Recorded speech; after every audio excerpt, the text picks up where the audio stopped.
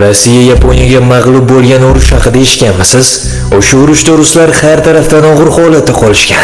Qarshi turishdan madorlari ham qolmaganda. Lekin bir dona aqlli muzokarachi butun mag'lubiyat fonini o'zgartirib yubordi. Janob Vite, siz ruslarning armiyangiz quruqlikda ham, dengizda ham butkul tormor etildi. Siberni himoya qilishga birorta askaringiz qolmadi.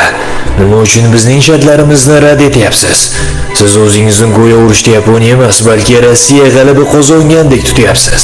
Yaponiya Rossiyadan katta tovon puli va bir necha og'ir shartlar qo'yib qabul qilishga chorladi. Aslida Rossiyani qabul qilishdan boshqa yo'li ham qolmagan edi.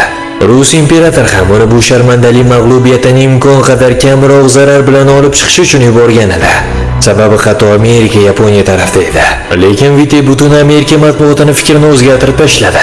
Rossiyani tinchlikparvar, Yaponiyani esa og'ir shartlar bilan rus xalqini qiynamoqchi ekaniga ishontirdi. Yaponlarga esa xuddiki katta mamlakatning odami sifatida tinchlik istab yaponlarni ayayotgandek ko'rsatib ishontira oldi. Natija nima bo'ldi deysizmi? Vite yutib chiqdi. Yaponlar esa bu sharmandalik sabab Tokioda qo'zg'olon uyushtirishgacha borishdi. Bitta aqlli muzokarachi bilan nimalar qilib tashlash mumkin? Bu kitobda mamlakatning eng og'ir vaziyatlardan olib chiqqan muhim tarixiy shaxslarning strategiyalari va qoidalari bayon qilingan. Uni xarid qilish uchun izohlarda qoida deb yozib qoldiring.